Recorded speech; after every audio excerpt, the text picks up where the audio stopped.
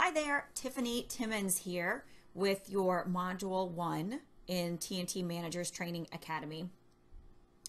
Before we even get started, I want to introduce a term to you that is probably the most overused term in many times when I talk to people and I ask them, what is the biggest challenge that you have in your business? 9 times out of 10, people will say communication. The lack of successful communication. What does that really mean? So I Googled it. And when I Googled it, over 24 million hits came up regarding successful communication. What does that tell us? Well, that there is a lot of information out there about successful communication, and there might be a lot of opinions about it. One of the things that I absolutely know that works in communication is to make sure that we are going to be using the same terms to mean the same thing. If we continue doing the same old thing we've done, we will get the same old results. This is actually the definition of insanity. I'm sure you already knew that. Every module that you have here will start off with what I call VMT, Variable Mindset Training.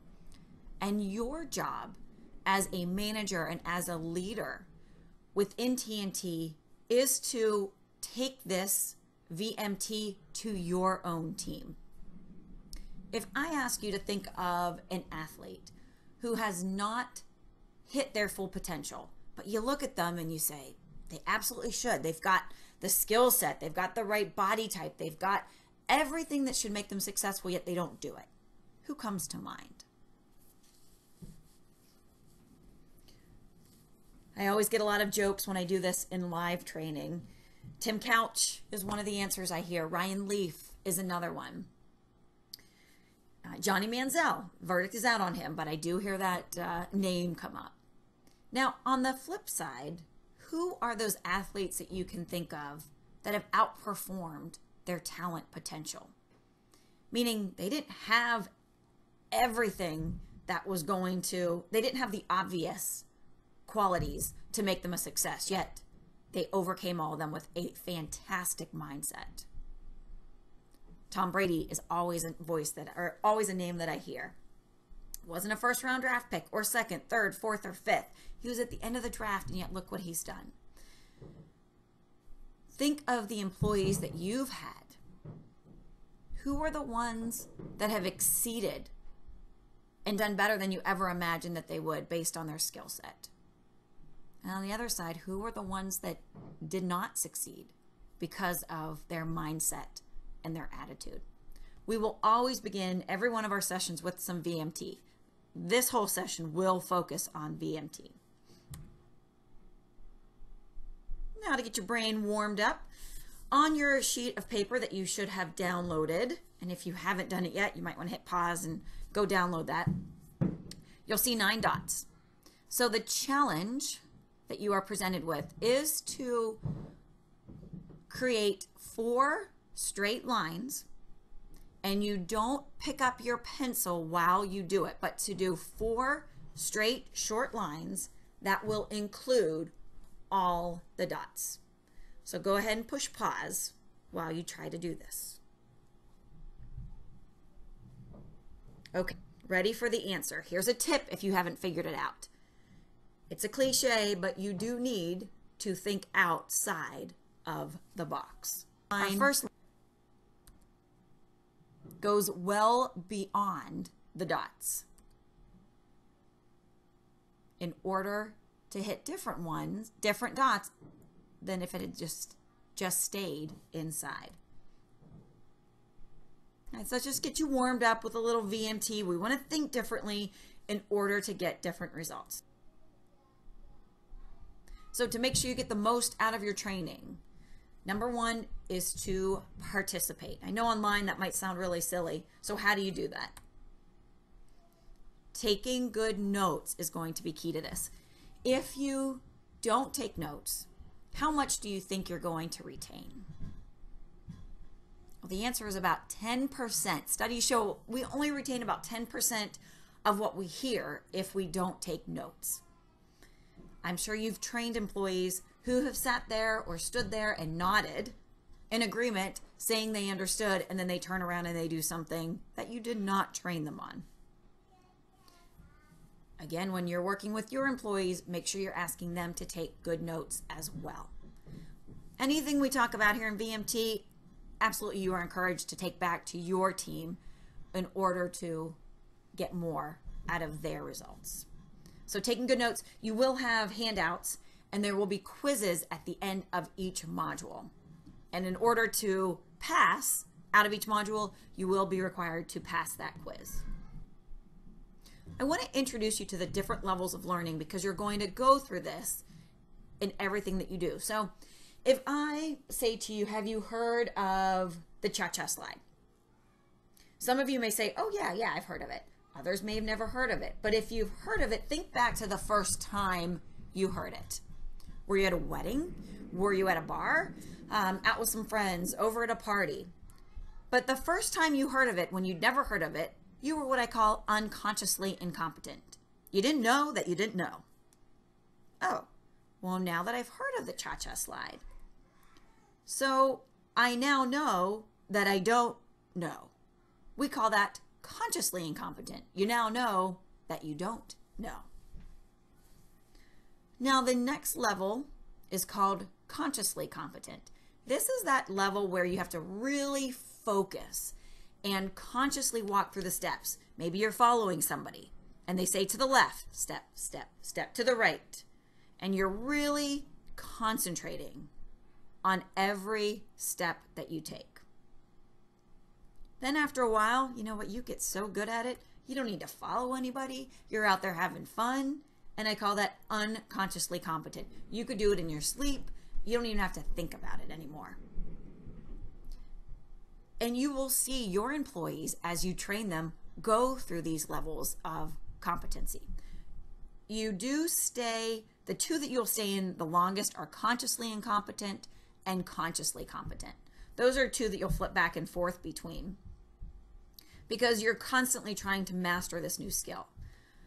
After you get to that unconsciously competent, though, guess where you go next? Back to the beginning, because you're going to learn a new skill. Now, before I get too far into training, what I want you to do is to set your own RAS. What does that stand for? You're going to hear this a lot. RAS is your reticular activating system. Reticular activating system. It's this little part in your brain that acts like your internal GPS.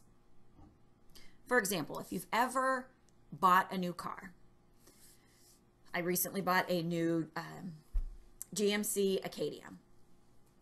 Now, before I started looking at cars, they were on the road, but I didn't see them everywhere. Once I decided I was going to buy an Acadia, oh my goodness, they were everywhere. Now, did they just suddenly appear? Or had they always been there and I just hadn't noticed them? But RAS is going to help you subconsciously. When you consciously decide where you want to go, subconsciously your brain will do everything it can to get you there. So go ahead, hit pause, take a few moments, and write down what you want to get out of training today in your variable mindset training. What is it that's important to you? Go ahead and write that down.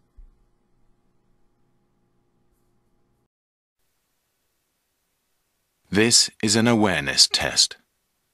How many passes does the team in white make? Go!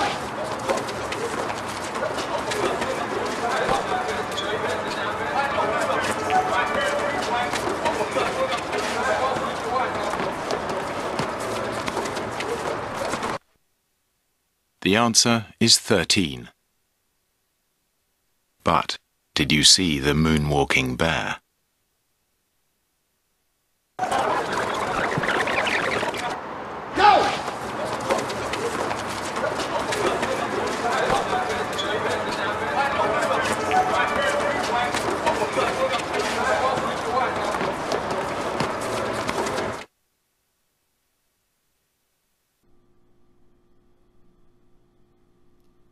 So if you saw the moonwalking bear, congratulations. But if you are like 95% of the population, you probably missed it because you were focused on the team. And what you focus on is definitely going to be what you get. Your RAS will always determine your direction, where you're going, and your attitude.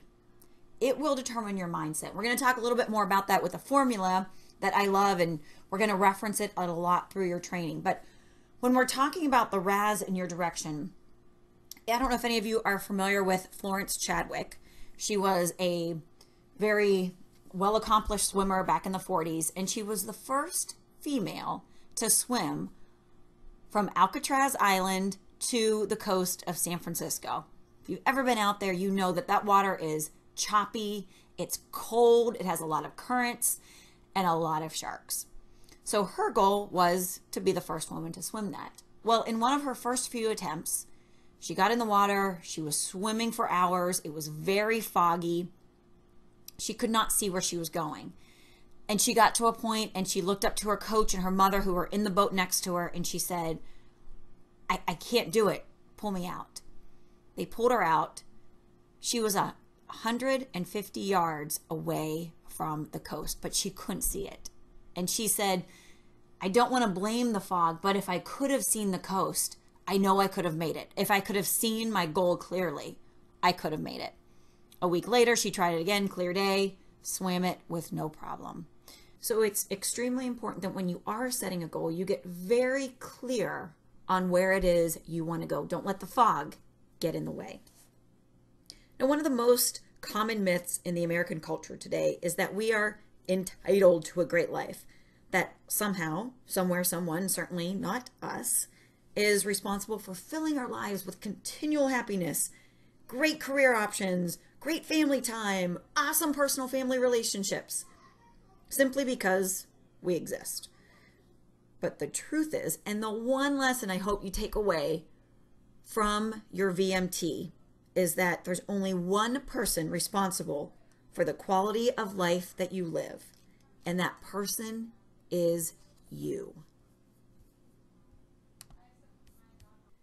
Taking 100% responsibility for your life is the opposite of what you see right there. It is not easy. It's really, really hard. In order to do it, you've got to give up excuses. You have to take 100% responsibility for everything. You have to give up blaming. And you've got to give up complaining. You have to take the position that you have always had the power to make it different, to get it right, and to produce the desired result. But for whatever reason, whether it was ignorance, lack of awareness, fear, needing to be right, that ego, I hate when that sneaks in there, the need to feel safe, who knows what, it doesn't matter. The past is the past. All that matters now is that from this point forward, starting right here, right now, that's right, it's a choice.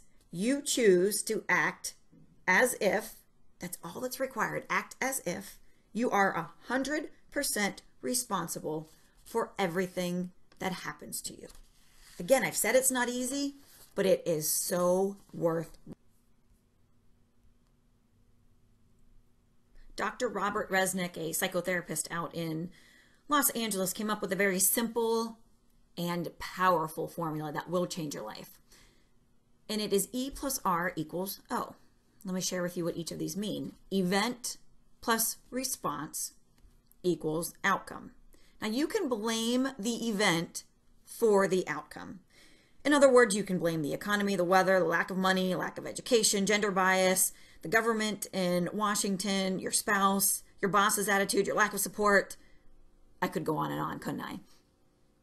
However, that's not the deciding factor in the outcome. Yes, it plays a factor in it. But if that was the only deciding factor, nobody would ever accomplish anything. Jackie Robinson would never have played Major League Baseball. Aaron Brockovich would never have uncovered the contamination of water. And Bill Gates would never have founded Microsoft. For every reason why something's not possible, There are hundreds of people who have faced the same circumstances and succeeded. Now, you can change your responses to the event in order to get a different outcome. If you don't like your outcome, you need to change your response. Give up excuses, 100% responsibility for everything, and change your response. Let's take, for example, everything that you experience today is the result of choices that you've made in the past. Some of you may not like to hear that, and that's okay. Remember, we're pushing you out of your comfort zone, and you might be uncomfortable in order to grow. So here's the event. You're given a $400 bonus. Your response, you spend it on the night on the town. You have a great time. It's fun. But that next morning, guess what? You're not anywhere different from what you were before. In fact, your outcome is you're still broke. Now let's take a look at a different response. You're given a $400 bonus. You invest it in your mutual fund or in your retirement, or you put it away in a savings account. The outcome is you've increased your net worth. Same event, different responses, very different outcome. You only have control over 3 things in your life. Only 3 things. Make a note of this. What you think, the images that you visualize in your mind. And what I mean by that is so many times when you go into a conversation, you're already imagining how that other person is going to react to you. And you're starting to visualize this, and you may think they're going to be negative or they're going to come across and get mad at you. They might not do that. So you're building this up in your mind. You're visualizing something and you're actually hurting yourself. And number 3, the actions you take. That's your behavior. You're the only one who has control over your behavior. So remember when we talked about what VMT means, variable mindset changing? We have to change something in order to get a different result. Again, we've got to give up complaining. All blame is a waste of time. No matter how much fault you find in another, and regardless of how much you blame him, it will not change you. I love this quote by Lou Holtz. The man who complains about the way the ball bounces is likely the one who dropped the ball. If you take one thing from what you hear and listen in this, if you can make it to give up complaining, it will change your life. So what's in it? Why should you start living this model of taking 100% responsibility? So why take 100% responsibility for your life? I've already said it's not easy, and I'm not going to kid you. It is hard, but if you do, I absolutely promise you that life actually becomes easier. Once you're able to stop that internal self-talk of, I feel like a victim, I feel used, they should treat me differently. When you can replace that with, I'm in control and I make things happen, you won't only see a difference in yourself, I absolutely promise 100%, and you can take me to the bank on this, that others will see it in you as well. Why else? It's simple, not easy. That little button doesn't mean it's easy, but it is simple. Successful people don't make excuses. They find a way to make things happen.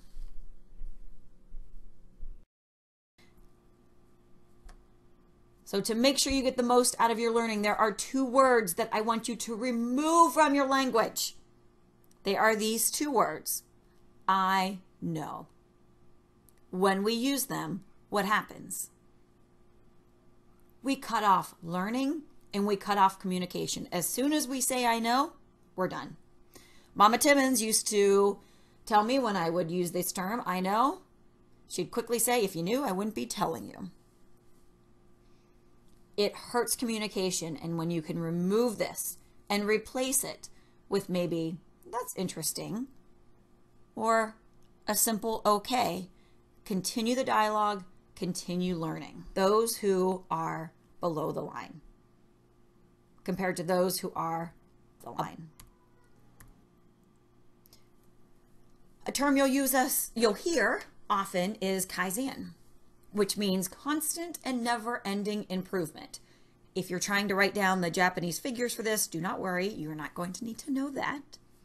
But you do need to know what the term Kaizen means and to understand how you use it. It does mean to commit to constant and never-ending change.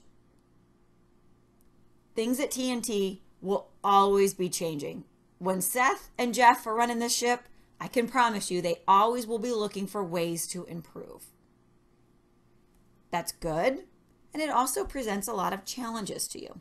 So I applaud you, first of all, for being open to the change and being open to finding ways to always improve. Sometimes when you're going through this training, you may feel a bit uncomfortable, and that's a good thing. So what I want you to do right now is go ahead and cross your arms. I know you might feel really silly there if you are by yourself going through this training, but go ahead and do it, right? This is all about getting uncomfortable in order to grow. So go ahead and cross your arms. Notice which hand is on top and which hand is underneath. All right, shake it out. Cross your arms again, but do it the opposite direction. If you can remember what you just did. Most people look at me and go, it feels really awkward. It's uncomfortable. That's okay. If while you're going through these trainings, you feel a bit uncomfortable because it's asking you to grow and stretch, that's a good thing. Remember, keep doing the same old thing. These are where your habits are. You'll get the same result. You've got to get into this area up here in order to see improvement and magic.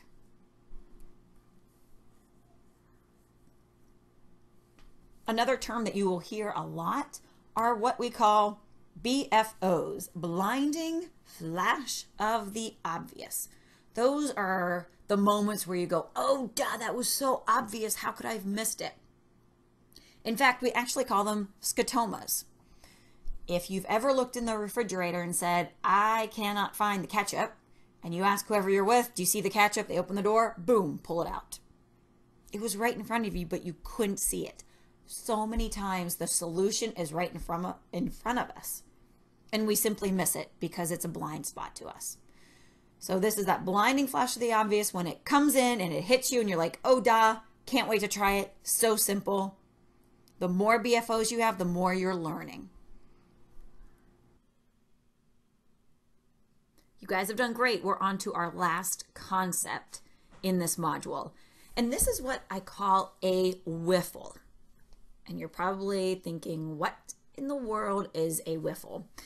This stands for what I feel like expressing. What I feel like expressing.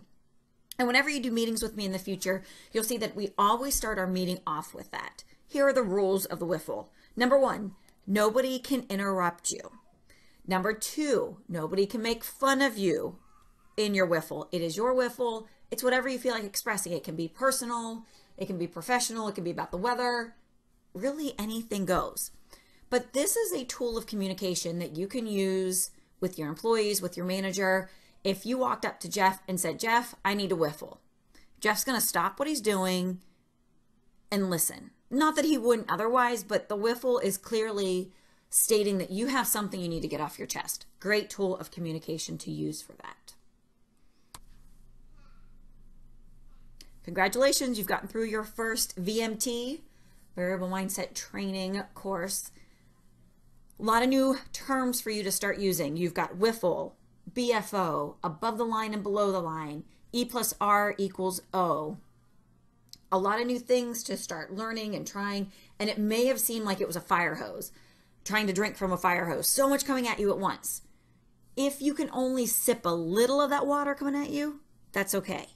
We want to just try 1 or 2 of these concepts and see how they work and continue to build on them. I promise it's not going to be the last time you hear them or see them. What do you do now? Number 1 is to prove your knowledge with your quiz. We are going to be tracking these, and it is a requirement for you to test out of this course in order to go on to the next one. So make sure that you go on, take your quiz. If you took good notes and you participated, you will find this very, I don't want to say easy, right? Because nothing's easy, but you'll find it very doable. Start trying these principles out.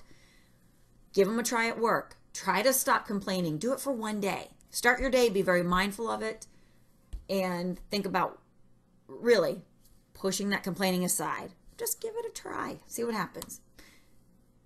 And the third thing I want you to start doing is to teach them to others, whether it's other employees, it's your spouse, it's a friend maybe you're talking about. Again, it might seem silly, but the best way to learn is to teach. Talk about these principles and see how and what a difference it can make for you. Congrats on getting through this. Get through that quiz, get through your next modules. I'm here for any questions you have. You can always email me. You'll see that email button on the computer. Give me a call. I am here to help you remove the fog, see clearly, and accomplish those goals. Get the right mindset going, and I absolutely guarantee you will see the difference, and people around you will see the difference.